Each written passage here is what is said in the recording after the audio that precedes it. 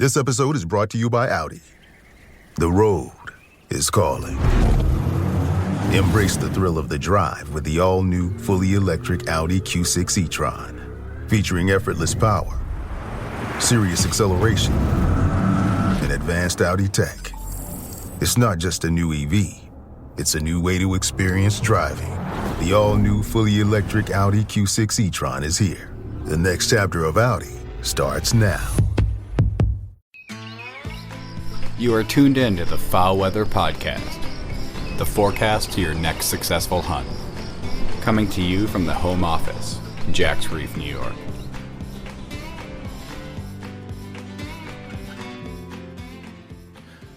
All you ever wanted to know about King Greenhead is about to start in this 4-part series about the history of the mallard in North America. Species split into black ducks, mottled ducks, Mexican ducks, and the green-headed mallard through time. Find out how.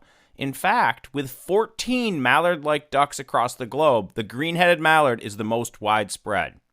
We start out with a quick update about the evolution of the Polar Vortex this winter for our weather nerds out there, clean up some mallard misinformation still floating around, and then jump into the early evolution of the mallard in North America. All this week on the Foul Weather Podcast. Before we get started, I want to take a moment to express how profoundly honored I am to be able to bring great information about duck migration, duck biology, and duck management to each and every listener of the Foul Weather Podcast throughout the last 2 duck seasons and throughout the non-hunting periods too. We're not going to call it an off-season because the Foul Weather Podcast, man, there is no off-season. It's all ducks all the time. We have a jam-packed schedule between now and next duck season already scheduled. So please stick with us and do share the podcast with others because we hope to reach as many duck hunters across Duck Country USA as possible. You are a passionate and dedicated group that looks to be informed with facts about duck migration, duck biology, and duck management. So thanks for being with us on this ride and sharing the Foul Weather Podcast with family and friends. And hey, a quick shout out to our listener James, who was part of the inspiration for bringing forward this Mallard Information Series, as well as our Summer Waterfowl Management Data Stream Series, because James plays the Foul Weather Podcast for his high school science class each week. Wow, just another cool, organic, positive outcome from the podcast. Congrats to James, to you and Drea on your wedding last weekend to boot. Wow, very eventful weekend for you. So thanks for making the Foul Weather Podcast part of your life, James, and bringing it to the young conservationists in your science class. Remember from this last season when you knew where the ducks were at before the ducks knew where they were at? We heard from so many of our listeners this season that we help them target the best days to hunt. We're really thankful for those every week listeners. You folks know who you are, those that never miss a single migration forecast episode each Monday morning. Y'all are as ate up as me about ducks, duck biology, and duck migration. Our dedicated weekly listeners can pick the best days to hunt because the Foul Weather Podcast forecasts fresh ducks hot from the north. Shoot the ducks from the north before they know where they're at. I'm your host, Dr. Mike, coming to you from the home office in Jack's Reef. Brr. Like many places, the farm here in Jack's Reef entered winter pretty slowly this year.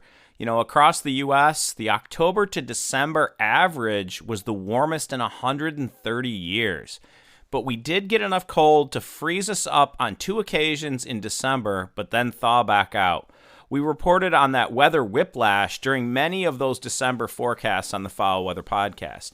If you haven't, go back to the last episode, episode 75, La Nina What? The duck season recap, to see what we got right and what we got wrong in our long-term forecasts. January was exceptionally cold for some folks and near normal for others. Of course, as we all know, the southern portion of the central Mississippi and Atlantic flyways was in the bottom 1/5 of years or below average temperatures. And with near average precipitation, that happened from Texas across to Alabama, and then below average rainfall for most of the rest of the southeast, other than Florida, which was kind of around normal.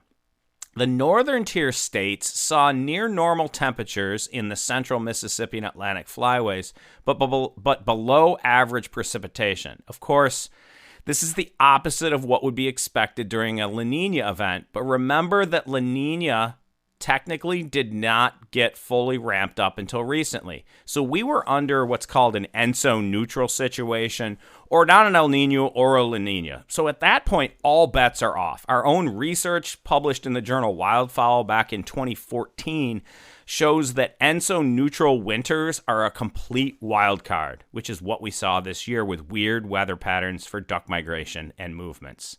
Didn't mention our Pacific flyway friends yet. They were basically pretty warm and pretty wet. It kind of started out hot. They got some cold early on. It was kind of the opposite of elsewhere, but then they really shut down with a lot of low kind of ceiling days, not much wind, and warm and wet conditions. So the Pacific flyway was kind of the dumpster fire of things for January in general. But in front of us is the last portion of winter, then spring and summer, which is an extremely important period for duck reproduction. So let's remember that food availability and wetland conditions during spring and summer are extremely important to ducks, more important than harvest regulations for most species. For our most commonly harvested species, mallards for example, their populations are driven to a much greater degree by non-hunting season survival and habitat conditions than anything that goes on during the hunting season. So what does this mean? Right now, we should be looking to hold as much habitat as possible on the landscape in the form of water as these birds look to move north. It also means that winter snowfall, spring melt, and spring rainfall has among the greatest impact on duck populations. That said, we will keep you informed on the Foul Weather Podcast about those weather conditions affecting duck habitat as we move through late winter into spring and during summer for the breeding period. We did just see another nifty bit of misrepresented data on social media showing telemetry marked mallards in Louisiana, some of Paul Link's stuff actually, and elsewhere in the South, that tracked mallards through time and therefore was able to track mortality during winter. This is another case where the individual had a narrative that shooting ducks runs duck populations, and they went and looked for data to confirm that bias, okay? This is the opposite of what we do as scientists. The scientific approach is to ask a question, and then when all reasonable doubt has been dispelled, we reject or fail to reject the null hypothesis of no difference. We actually never technically prove anything or accept the alternative hypothesis of a difference, right? This always leaves some opportunity that we are wrong. But we are also typically only talking about these findings if our confidence is, say, 90 to 95%. When study after study shows the same result, that body of evidence grows. We do not cherry pick single pieces of evidence and wave them around as fact to fit our narrative. Science is inherently skeptical of results. Anyhow, sorry for that short lesson on how science works. I don't think a lot of folks get it. So damn it, not to sound condescending, it's just that folks think that we also cherry pick data, right? That we already have a narrative and we're just like studying stuff to find the thing we think is happening. And that is not science. We observe something in nature, we ask a question, we put it through the scientific process, and we only talk about those findings when we have some level of statistical confidence in them, generally at 90 or 95%, which means that under laws of probability, there's a 10% chance or 5% chance we are wrong. And we're always okay with that. Anyhow, so how this information was misrepresented is that the individual pointed out that shooting ducks does in fact matter because ducks died during the hunting portion of the winter more than during the closed splits or after the season closed. Duh. We all know that shooting at ducks kills ducks during winter, but that is not the point. Each year, even in bad reproduction years, there are more juveniles in the population than adults in ducks. And if you don't shoot them, you are just sending a portion of them back to be eaten by foxes, die of disease, and die of all the other causes that happen on migration and on the breeding grounds. In fact, on average, 7 out of every 8 hen mallard deaths happen on the breeding grounds. And that mortality of hens increases with increasing numbers that we send back north. there is only so much space to reproduce. These animals are, first of all, territorial, and then there are only so many quality breeding locations. This is the idea of density dependence or limited resources for the nesting duck population to exploit. So feel free to not shoot hens. I kind of do the same thing. But if I do kill one here and there, and I definitely shoot plenty of gadwall, widgeon, and greenwing hens. All right, so think about that one for a second. I definitely shoot plenty, and you do too, of gadwall, widgeon, and greenwing hens. Right? Think about that. Those populations, I don't know, they're fine. Right? I'm not going to feel horrible about shooting those hens because the likelihood of that hen making it is low anyway. Dead hens don't lay eggs and raise young that don't survive on the breeding grounds. We always hear, dead hens don't lay eggs. Like, if you shoot them, then they don't lay eggs. Well, hell, dead hens that get smoked on the breeding grounds don't produce young either. And that happens a lot. Ducks die a lot, and they reproduce like, well, I would say bunnies, but in this case, they reproduce like ducks. So they quickly replace themselves when breeding conditions are right, which is why every conservation organization out there is focusing their efforts on saving breeding ground habitat. All right, Delta Waterfowl is doing it, but they also focus on access and hunters, because guess what hunters do? Hunters derive dollars and focus on conservation of prairies and habitats. If you want to put your energy into something useful, stop splitting hairs about what the harvest of ducks is or what the duck season should look like, and start really doing the good work for the prairies and other breeding areas, right? Think about focusing on the Farm Bill, making organizations like Delta Waterfowl and Ducks Unlimited strong. Take time to talk about how horrible ethanol has been for the endangered prairie ecosystem and our ducks. Vote like ducks' lives depend on solid conservation practices and a strong and building U.S. Fish and Wildlife Service and my bird office. Think about focusing on what matters for the ducks, because your narrative is misleading, and even worse, it's toxic and damaging to the overall health of the waterfowl population on this continent. Focus on what matters, folks. It's ducks, their habitat, and the people and the culture of Duck Country, USA. Period. Alrighty then, back to the weather. How about that? We've all heard of the polar vortex at this point, and that a strong polar vortex is when cold air circulated tight near the North Pole, and that keeps most of North America warm. A stretched polar vortex gives us cold then warm, like we've recently seen with that weather whiplash, and we've covered on the Foul Weather podcast. But maybe, just maybe, you've never heard of a sudden stratospheric warming, or an SSW. Well, it looks like we are into the middle of an SSW this February. In simplest terms, what happens is a strong temperature and pressure rise in the stratosphere near the North Pole. That causes a major disturbance in the circulation of the polar vortex, and as a result, starts a collapse of the polar vortex, or that cold air spinning tightly at the poles. Now remember, the atmosphere isn't flat. It's like a hamburger stacked with different levels and ingredients. So the SSW, not at our level, but up in the stratosphere, can start a collapse of the polar vortex circulation. What is happening right now is a split in the polar vortex, leading to two circulations of cold air. One over our friends Russia, and the other kind of centered in Canada, north of Lake Erie and Ontario, and possibly kind of centered right over Michigan and Wisconsin. It kind of wobbles around a little bit. It doesn't stay in the same exact spot. So this is leading to extreme cold, sweeping temperatures across the eastern prairies, upper Midwest, Great Lakes, and Northeast U.S. for this coming week.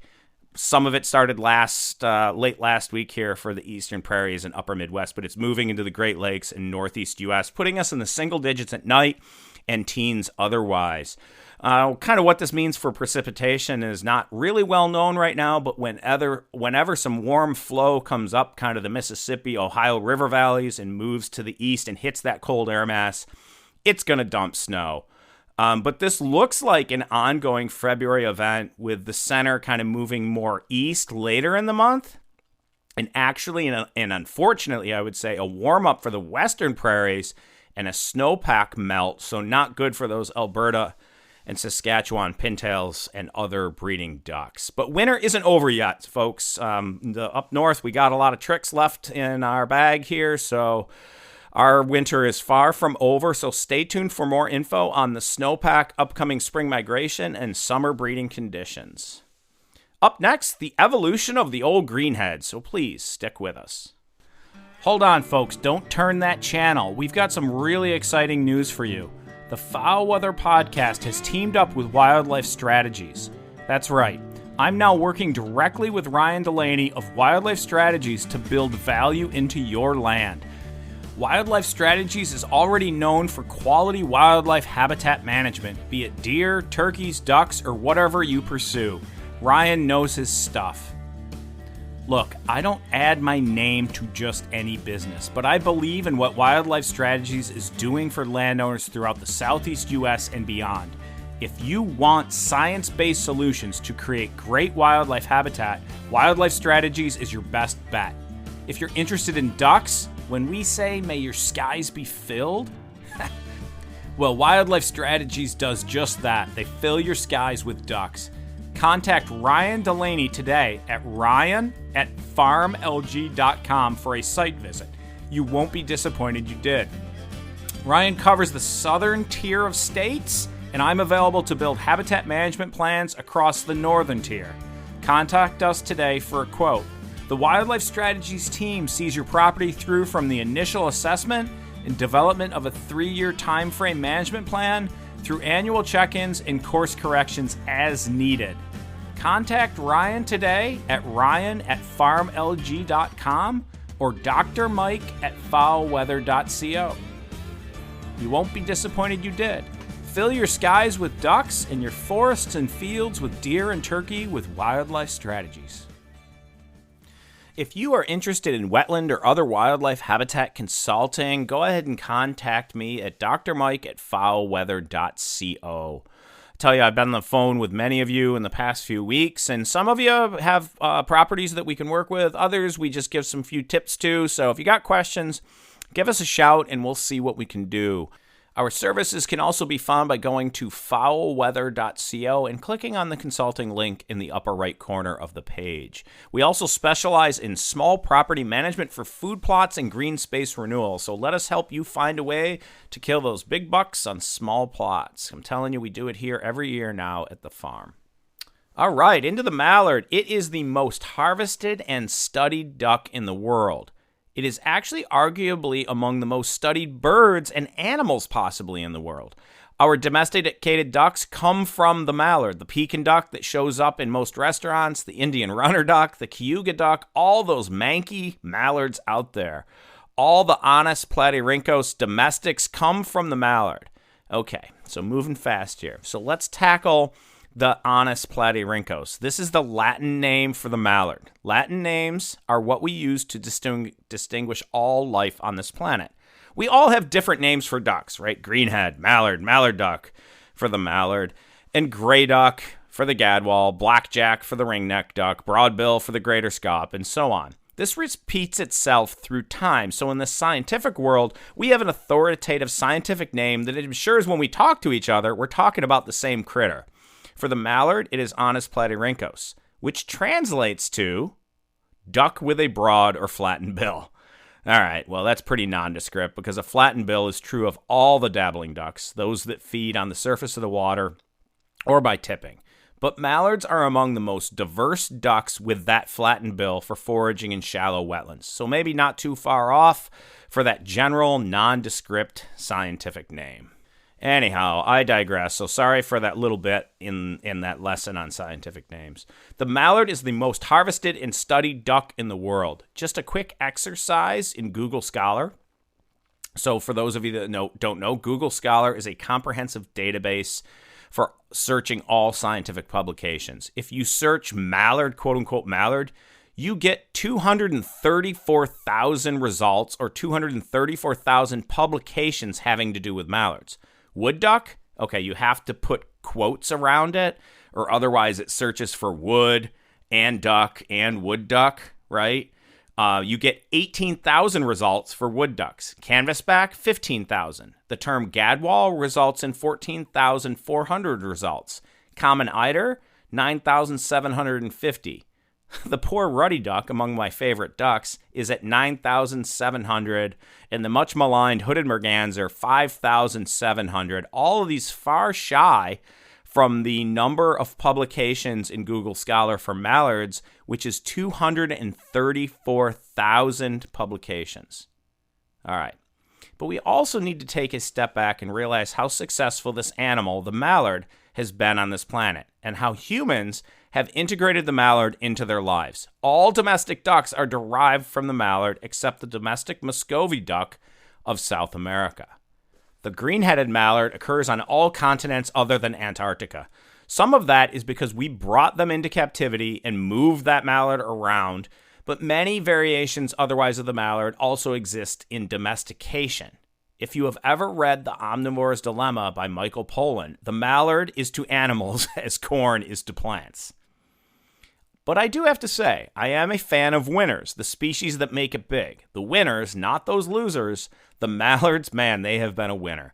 What we do as humans with that win for the mallard, by no decision of the mallard itself, well, that's really up to us, given all the changes we have made to old greenhead's habitat. Think about that. The mallard on this planet is an amazingly successful animal. Is it not up to us to live on a planet where we help the wild mallard continue to live successfully? Mallard harvest is typically between 20 to 25% of all duck harvest in the U.S. So why do we dedicate a series of episodes to a single duck species on the Foul Weather podcast? The mallard has been among the most successful ducks across time. The mallard is among the most ecologically, environmentally, culturally, economically important ducks on the planet. And I tell you, I am not a mallard purist, but damn, it is pretty clear that mallards matter, and they matter a lot. I keep saying greenheaded mallard because the mallard complex actually includes 14 mallard-like ducks across the globe, of which the greenheaded mallard is the most widespread, but it also includes the Mexican duck of the hills of the desert southwest U.S. and Mexico, the American black duck, which is that iconic duck of eastern forest and the Atlantic coast, the mottled duck, which is the resident duck of the southeast Atlantic coast, Florida, and Gulf of Mexico coast, Indian spot-billed duck of India and Southeast Asia, the Philippine duck of the Philippine Islands and sometimes occasionally Japan, the liaison duck, a native of the Hawaiian Islands. It occurs on Liaison Island, Midway Atoll, and Kerr Atoll. The Hawaiian duck, most of the Hawaiian Islands is where that is. The Pacific black duck, found in much of Indonesia, New Guinea, Australia, New Zealand, and many islands in the southwestern Pacific, reaching to the Caroline Islands in the north and French Polynesies in the east, the Meller's duck of Madagascar, the yellow-billed duck of Africa, including Angola, the Democratic Republic of Congo, Malawi, Namibia, Tanzania, Uganda, and Zimbabwe, and the African black duck, including large range across the sub-Saharan Africa, including eastern, southern, and western equatorial regions of Africa. Whew. Wow. Too much to get into here, but island ducks, you've heard a lot of islands there, are among the most endangered ducks across the globe, including some resident island mallard ducks in the list above. First and foremost, we need to understand that the sequence of events we are talking about in this episode, the evolution of the mallard, well, it happened over hundreds of thousands of years just within the time the mallard existed. But look, we are not going to get into the animal called the wonder chicken that lived 67 million years ago and made its living off of dead sea life along shoreline habitats after that asteroid that killed all the dinosaurs hit. But the wonder chicken is actually the long time ago ancestor of modern waterfowl. If you want to have fun with evolutionary history of waterfowl, do feel free to Google wonder chicken. Nat Geo, National Geographic, has a really fun and informative article from back in 2020 about the wonder chicken. But let's fast forward a bit here. The ancestor of the mallard has been here in North America for at least 500,000 years or 500,000 years. All right, I always have a hard time conceptualizing this. I think we do as humans because maybe maybe I subject the planet to me being here for 100 years, but I doubt that, right? So we have a very hard time thinking about time frames at this scale. For scale's sake, a human generation is considered 20 to 30 years, representing the average time it takes for children to grow up and have children of their own. However, this can vary depending on cultural factors and historical context. So let's just use 25 years as a generation, the midpoint between 20 to 30 years. This would be 25,000 human generations between when the ancestral mallard existed in North America and now. For perspective, Jesus died around 2,000 years ago, or only 80 human generations. But also, remember the mallard takes 1 year to go from being in an egg, being a juvenile, growing up and being of reproductive age and having ducklings of its own. So the mallard in North America has gone through 500,000 generations. That's a lot of generations of environmental pressure and natural selection to act upon and change the mallard.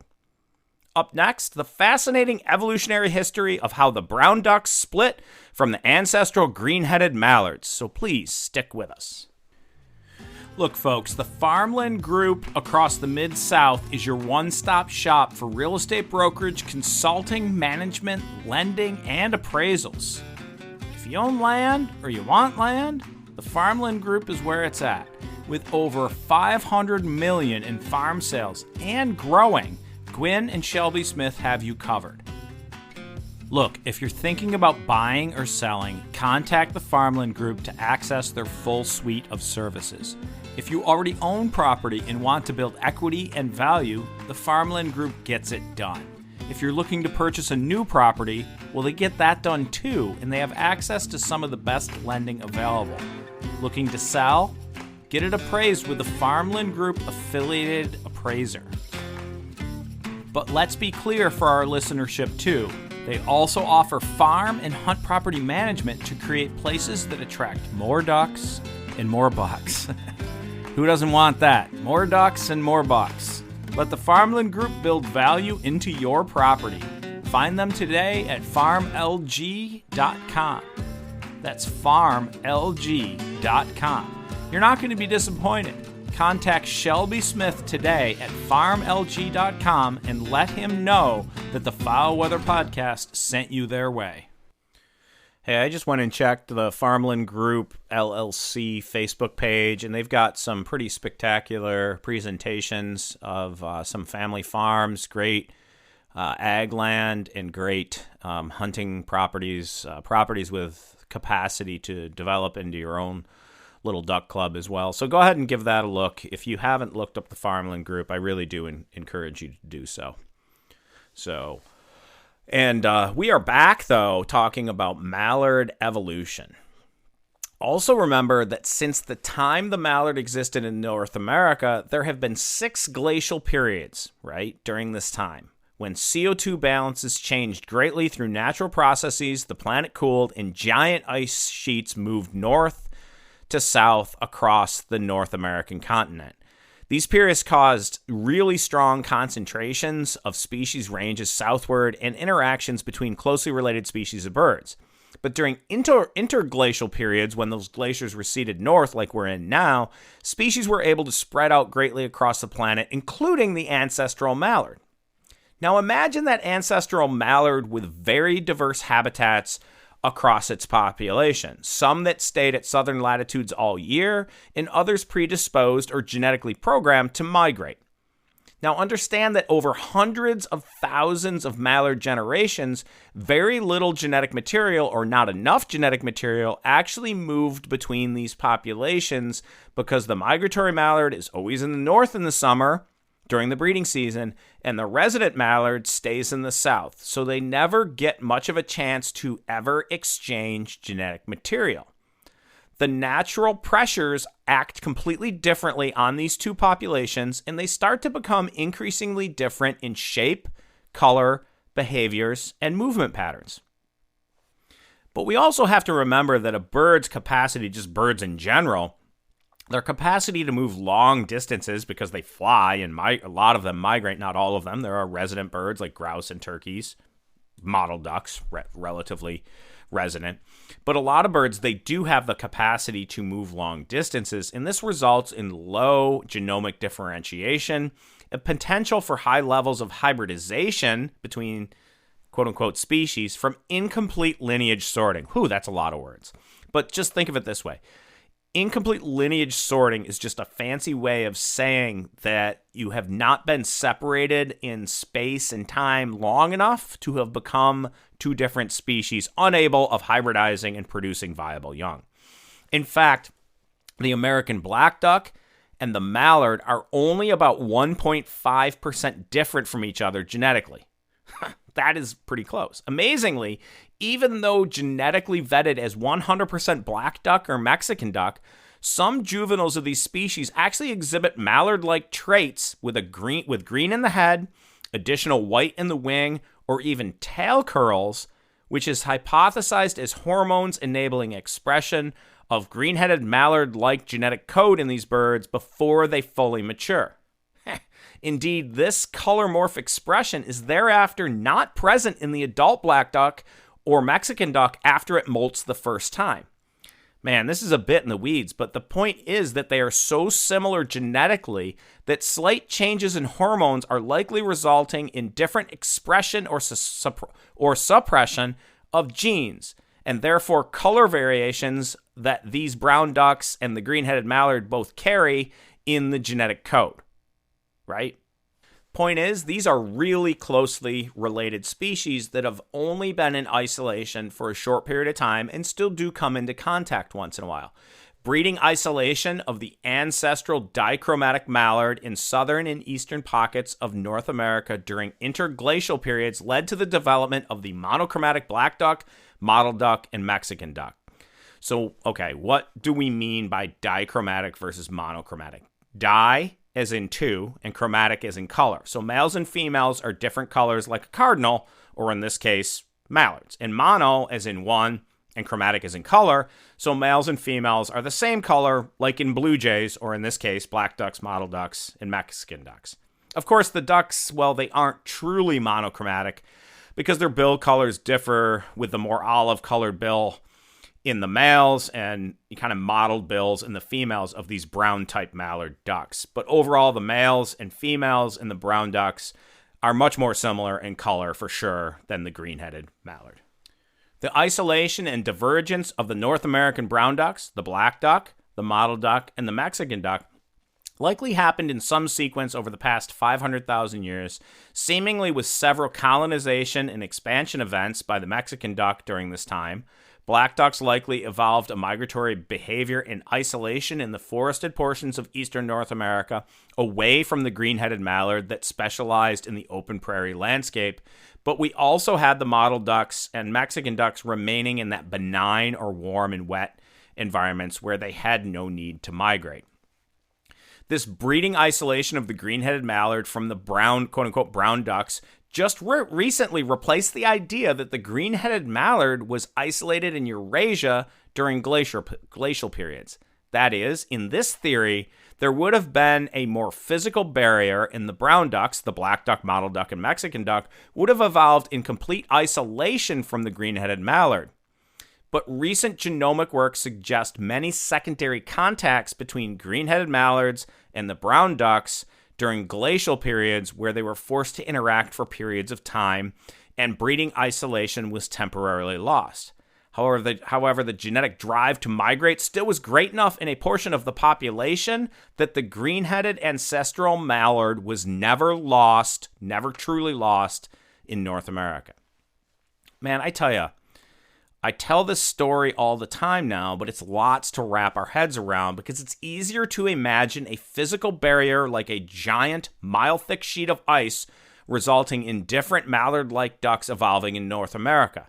But that ain't the real story, and differences in migratory behavior among individuals in the ancestral mallard led to a breeding isolation that was great enough to cause these species to diverge over very long periods of time. I can say to my new Samsung Galaxy S25 Ultra, hey, find a keto-friendly restaurant nearby and text it to Beth and Steve. And it does without me lifting a finger, so I can get in more squats anywhere I can. 1, 2, 3. Will that be cash or credit? Credit. 4.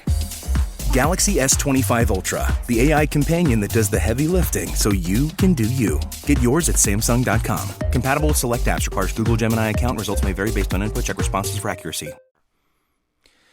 So where did I get the story from? I asked my good friend and colleague that I work with, Dr. Phil Lovretsky. He's the duck DNA guy, and this is the current story. And then I said, well, what about the pintails, shovelers in Widgeon? How's this work for them? Were they held in isolation over in Eurasia and then kind of showed up here, or what's going on?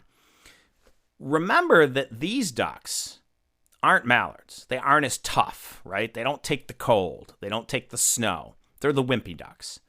Not tough like that mallard. So they tend to stay much farther south in the winter. So these wimpy ducks have analogs or similar species that are in South America. The yellow-billed pintail, the red shoveler duck, the Chilo widgeon. So segments of their ancestral forms remained in North America, the species we know today as pintail, shoveler, and widgeon, and etc. that we recognize, and others that are similar to them in South America stayed there and developed similar breeding isolation like happened in the mallard during interglacial periods. They were isolated long enough to develop into separate species because environmental conditions varied between locations and genetic material was not exchanged enough to sustain a single species. Whew. So why did the brown ducks become monochromatic? Genetic studies suggest we started with an ancestral dichromatic mallard. So all these mallards came from this green-headed mallard in North America. But males in the brown ducks lost that green head over time, possibly because of environmental conditions that required males to be more cryptic to survive, or possibly climatic conditions made it advantageous to be a dark color. We see a lot of dark colors in birds for different reasons at different times in cold environments as well as warm environments. But interestingly, from fossils, let's take a step back here. 5 million years ago, during the Pliocene, when early humanoids actually started to walk the planet, mallards, gadwall, and bufflehead were in these structural forms, not color, but just bone structure, that are indistinguishable from today. So we have had a very long history with the mallard in some shape, manner, or form. What we did here today was recount the mallard over the last 500,000 years. Next week, we get into mallard breeding, feeding, and migration ecology, more contemporary stuff. We will detail the adaptations that make mallards so successful on this planet and how our actions can negatively affect their population by causing rapid changes to their environment. So hold on, my friends. The mighty greenhead will be back with us for the next 3 episodes. I said next week. That's an error. We're doing episodes once every 2 weeks now, but we do have 3 more episodes on the old mighty greenhead. So thanks for listening. And as always, may your skies be filled and shoot straight, my friends.